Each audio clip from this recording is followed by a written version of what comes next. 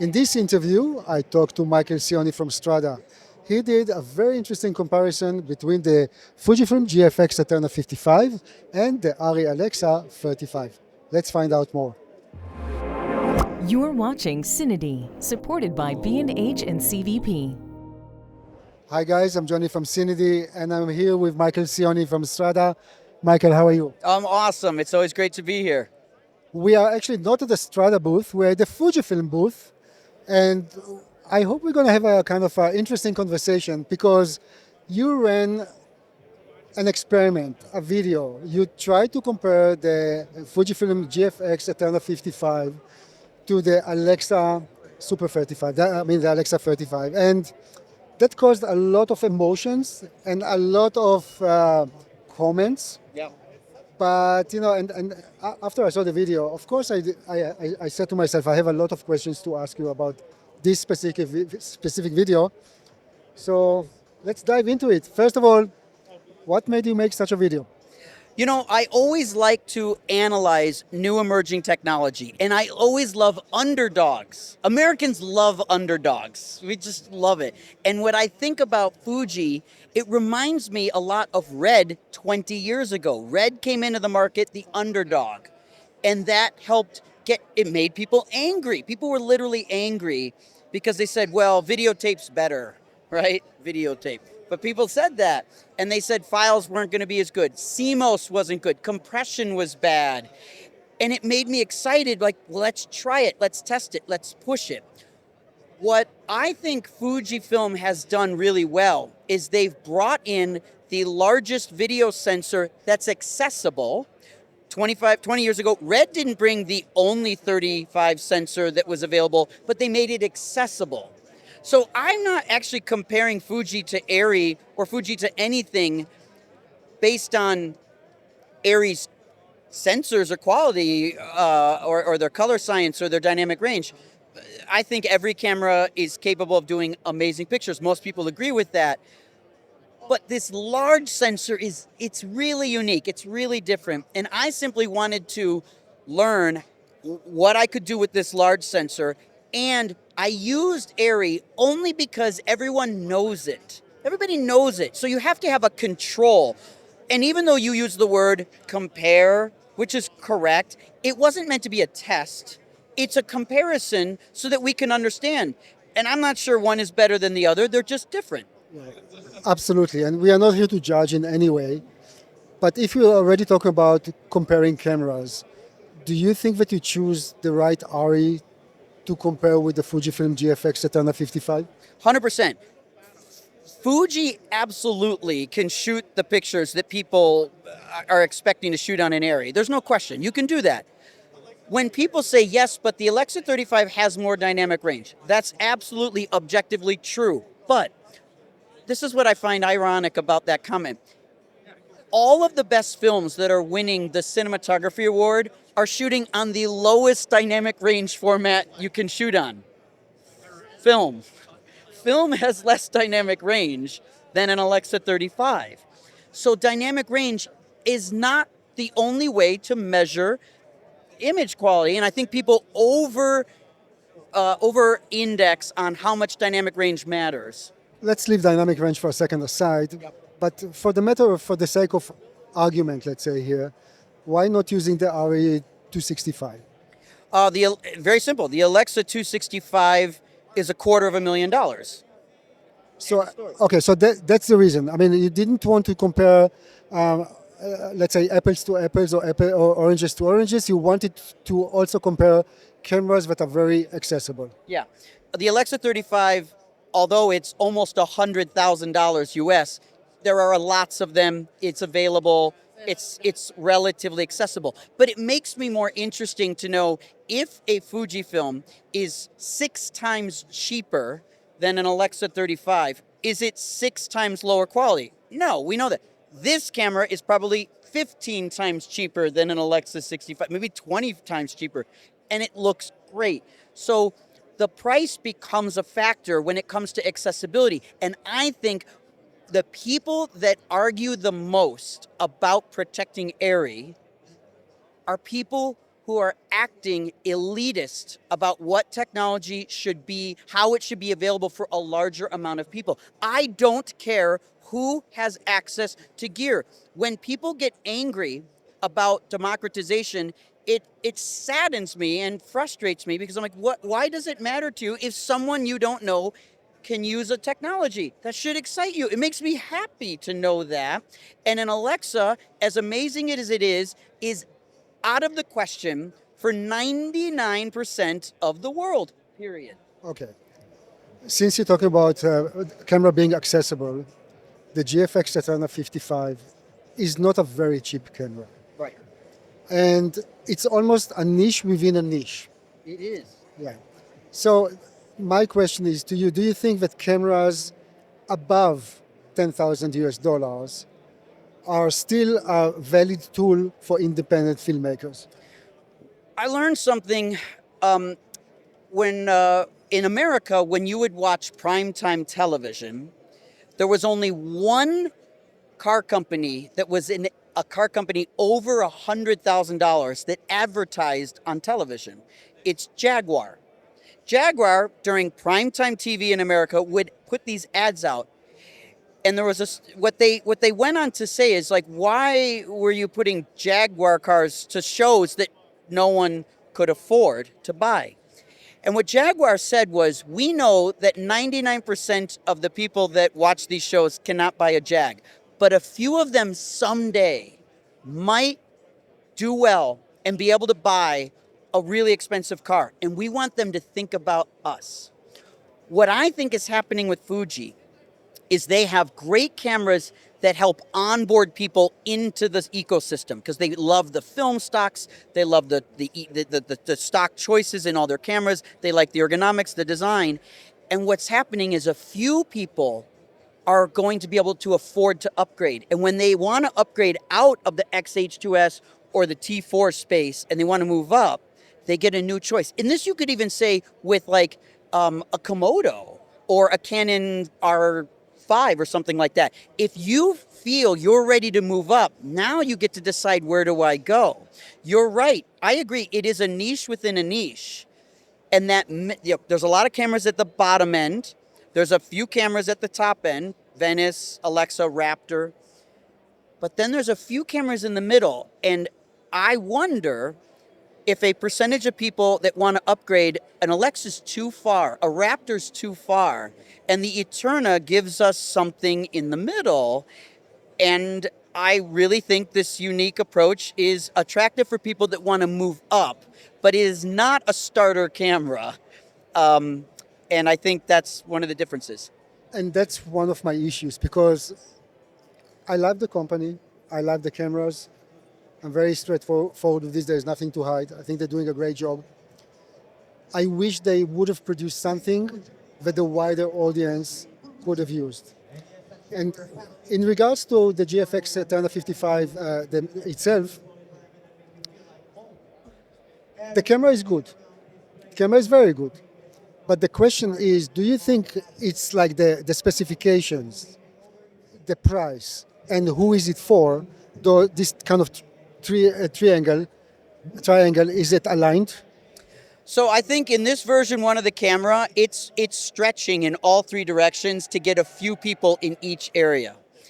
But you got to remember, the first wheel was a square. And so you have to start and refine and soften those edges. If Fuji were to, and I don't work, neither of us work for Fuji, if Fuji were to come in and say, we're going to build one Eterna and that's it, then this, you're absolutely right. This is probably not going to go very far.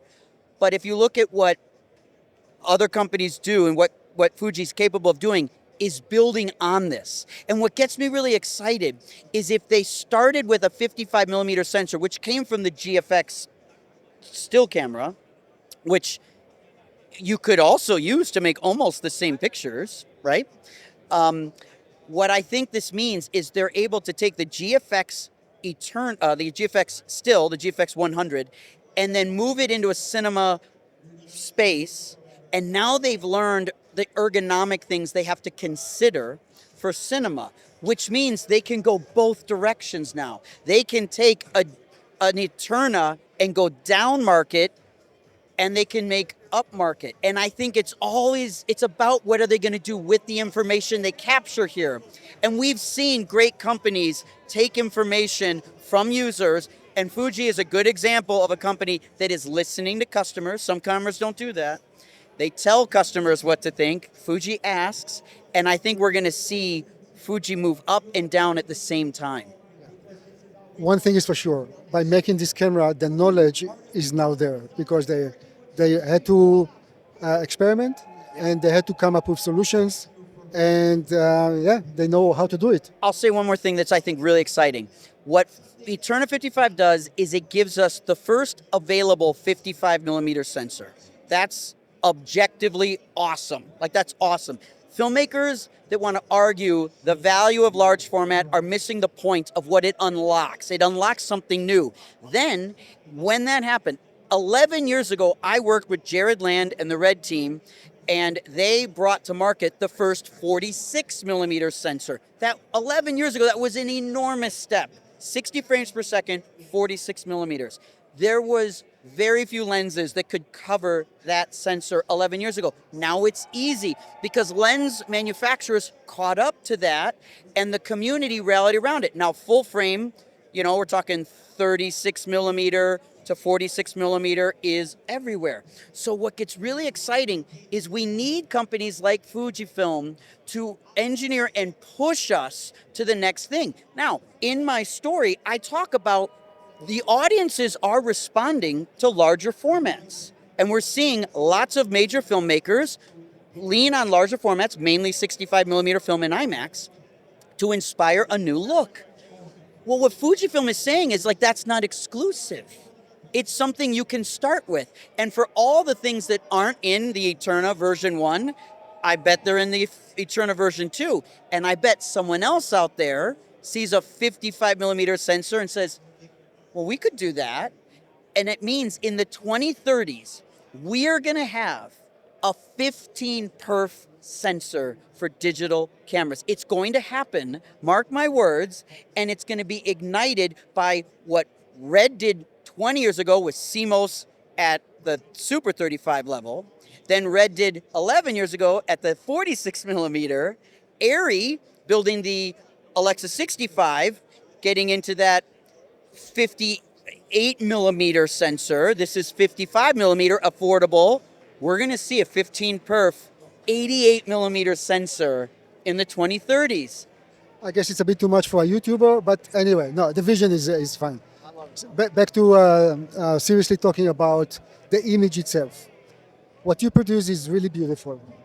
The question is, within the workflow, your DOP or your editor, did they miss raw recording at any point?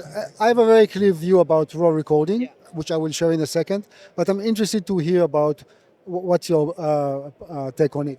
I have owned several post houses in my career. I have spent a lot of time with raw material in theaters with high precision color correction. I personally feel in a lot of situations raw is totally overrated.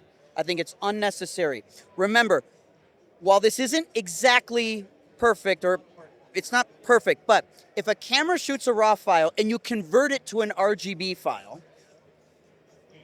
in camera, that is not totally dissimilar than taking a raw file and converting it into RGB in a computer later. They're not exactly the same, but they're not that different. So what I'm saying is when you use a CMOS sensor like the Fuji 55 and you let it debayer into ProRes, it isn't that different than taking ARRI RAW and debayering it into ProRes. You're just letting the camera debayer into the RGB format versus your Mac Pro or Resolve later.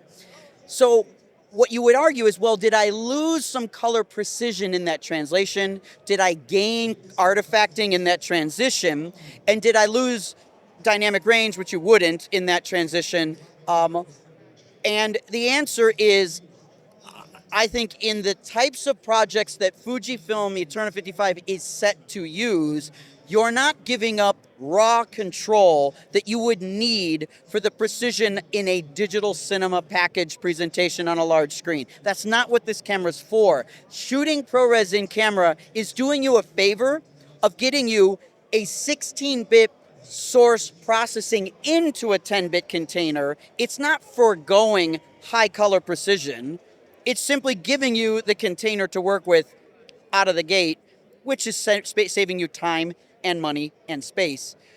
But if you're really concerned about the color precision of working in these higher float points, then don't use an Eterna. There's plenty of alternatives that do that. But I have RED cameras, and I'll tell you honestly, I shoot RAW maybe 10% of the time at the most. The RED camera internal debayer to ProRes HQ has become my go-to. That is exactly what the Eterna does.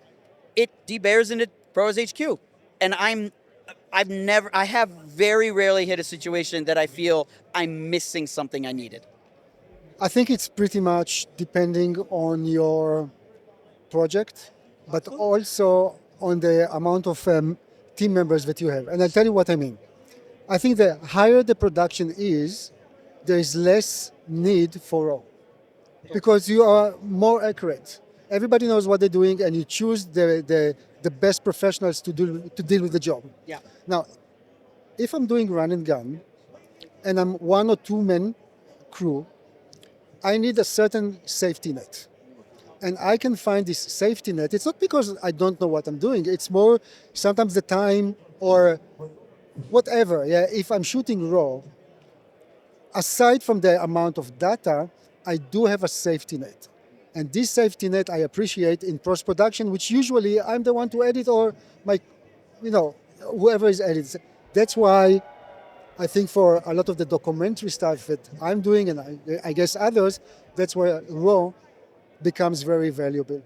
And that's why, for me, maybe the Eterna 55, the GFX Eterna 55 is not a single man operated camera, so it doesn't really matter. Yeah. But I hope that in the future, if Fujifilm will continue to bring smaller cameras with the same large sensor, that they will also consider RAW recording, internal RAW recording, just for that exact reason. Totally. I think it's unequivocally true. If we had ProRes RAW as a recording format, that would be better. That would be preferred. I would love the choice between those. And when on my RED cameras, I get to choose RAW or ProRes. That's really nice. We don't have that in the Fujifilm Eterna today. I don't think that's a rule that they won't ever change going forward. It doesn't seem like that. But I know that they've gotten that feedback, and they're really good at receiving that kind of feedback. But remember, if you record in RAW, a RAW recording in a Fujifilm or when you capture RAW through the ability to capture through an Atomos external recorder, while that's inconvenient, if you shoot the RAW or you shoot ProRes HQ, you get the same dynamic range because the dynamic range is not compromised in an RGB debayer. It's the same. So there isn't a dynamic range handicap by being in ProRes mode versus RAW mode. By the way, you mentioned dynamic range in your video, and me, like others, were expecting a dynamic range test. Yeah. What happened to that? Well, I did it. I just didn't do it the way everybody expects it. See, when I evaluate dynamic range, there are some people that want to do it in a legal way, a legalistic way, where you look at a dynamic range chart. I'm trusting what Fuji tests and reports on their dynamic range, and what ARRI reports is true. So I don't need to test something that the manufacturers have disclosed. What I'm testing is the actual applied science. How you use dynamic range is not in a chart. You use it in how you color correct a face. So by recording ARRI RAW and Fuji RAW and Fuji ProRes and color correcting the same color on all 3 shots is how I use dynamic range in the applied sciences. That's how I'm sculpting and shaping. And because the colorist Nick Leroux was able to apply the same results to all 3 cameras under controlled lighting, there wasn't a dynamic range difference because it was lit and exposed properly. So ARRI has more dynamic range that's either unused or invisible than Fuji when exposed correctly. You could say the same about 35 millimeter film. If I brought in a 35 millimeter camera and added that to this experience, it would have even less dynamic range, but it would probably look fine because it has enough under controlled circumstances to do the job. So if someone wants to do a Xyla chart test of dynamic range, they can do that, but it won't really teach you much about how it feels when you're working with it on a set.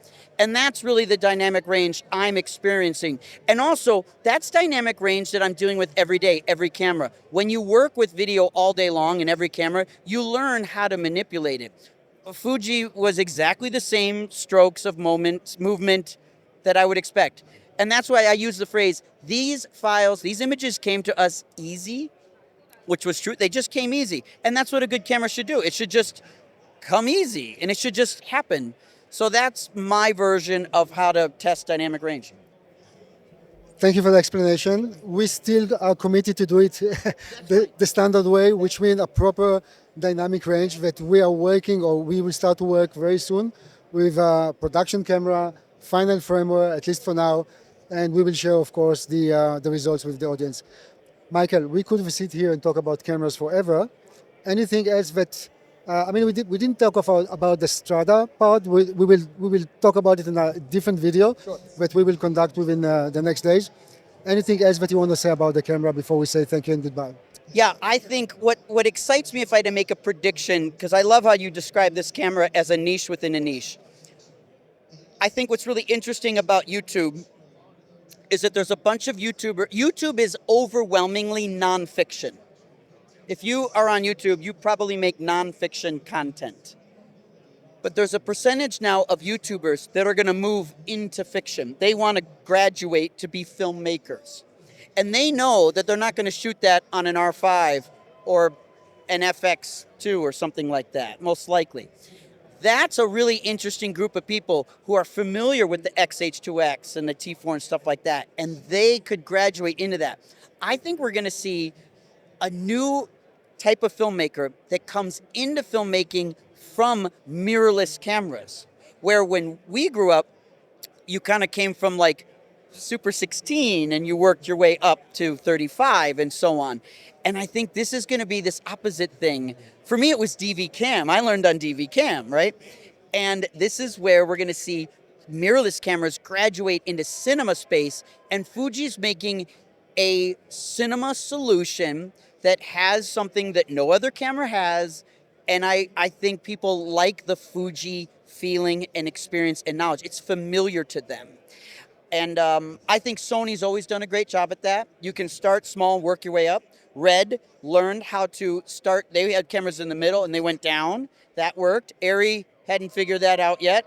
New ownership, let's see. Could be the answer, or it could be the reason why. But Fuji has a way to move up. And I think the Eterna shows a picture of where they could go.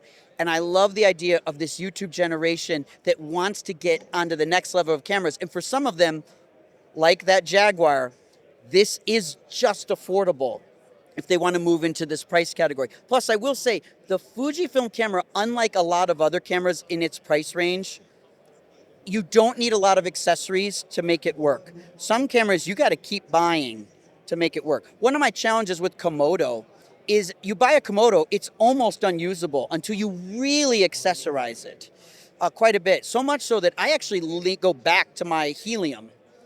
I had a Komodo, I got rid of it. The helium is better for me because I don't need anything else. It works on its own. The Fuji makes me feel like I've got everything I need. I can accessorize, but I don't have to. And Alexa 35 doesn't work without lots of accessories. And so these are the types of things you have to factor into the price point, which of course the manufacturer doesn't want to show you those costs. And I like Fuji, very few add-ons to make it a functional product. And I think in the YouTube world, or a young filmmaker, a new filmmaker, that's a key differentiator that could be very valuable. Michael, you used Panavision anamorphic lenses for this project. Now, the argument is, if you put those expensive lenses on any camera, the footage will shine, no? Well, you have the option to rent, so that's good. You got to rent. That's why rental is a good solution sometimes. Don't buy. But here's what I would say. Remember, we talked about in the early days of the Red Monstro sensor, there wasn't a lot of lenses that could cover that. Now there are. So today, not a lot of lenses cover 55 millimeter. That will change. It's already changing. So you got to go to Panavision to get this ultra large coverage. So we use the Ultra Panatar 2s. Alice Brooks was the first GP to use these on the first Wicked. So you can see Wicked was the first time you saw the Ultra Panatar 2s, which is a 1.3 squeeze. Normally 1.3 seems like a weak squeeze, but Panavision actually used some really cool masking technology to increase the bokeh stretch. So it looks like a stronger anamorphic, but because it's 1.3, it's more versatile on more cameras. So in this particular case, 1.3 lenses on a 1.33 sensor gives you almost 1.78. So you get 16:9 out of this sensor using the whole sensor, no cropping, very little cropping. So what I like about that is exercising something new with Panavision. Where that goes is we're seeing other lenses. Dan Keynes at Atlas has some new lenses coming out. He's got some 1.5s that cover. He's making some 1.3s that will cover. So it's already starting to go. And where this gets really cool is when you think about these lenses that start covering this, it starts to change what the image can do. And if people are looking for images that look different and stand out in a crowd, then you've got to use different lenses than what other people use and different sensors, and you're creating something new. What I found in using this, and I'll tell you where you want to save money, this sensor is so big that if you only could afford to rent one 50 millimeter, you can shoot wide shots on that 50 because the image circle coverage is so big, it's going to look like a 28, but you can take that 50 and you could go up to somebody and be this close and get a safe close-up on them. I'm telling you, if you really had a 50 and 100, you could shoot almost anything you needed on two lenses. And you actually wouldn't need the 100. If you didn't have it, you wouldn't be screwed. You could do a lot on one 50 millimeter lens. That's what's so cool about this large sensor is you get the value of a wide lens and sort of a mid-range lens at the same time. 50 and 100, that's all. I carry those two lenses and I could get anything I wanted. That's the type of ingenuity you can start to apply with this new sensor, and that kind of opens things up. Panavision built this amazing stuff, and when you see these faces, these close-ups in the background and the type of breathing that they have, it's so smooth. They're so good at that. The Ultra Panatar 2s, I think now Panavision's the leader of this. Other companies can look at this. They can do their own take on it, and we're going to see lenses that cover sensors like this in an anamorphic state, and we don't actually have to go to 2x, which is what we used to think we always had to go to. Now we're seeing some changes in that. Absolutely. We see a lot of Chinese companies coming with 1.5 or that looks like 2, or at least they claim. Some of them we still have to test, but that's the direction. Yeah, weaker squeeze and stronger look. And if you had a 1.5 anamorphic on the Fujifilm sensor, you would get like a 1.85 or 2.0 look. And 2.0 is a great aspect ratio. People use that on Netflix all the time. So these weak squeezes start to unlock whole new ways of getting images. Great. Michael, thank you very much. Thank you. Guys, I hope you kind of have an open mind for those kind of conversations. Anyway, thank you very much for watching, and don't forget to subscribe to our YouTube channel. Thank you.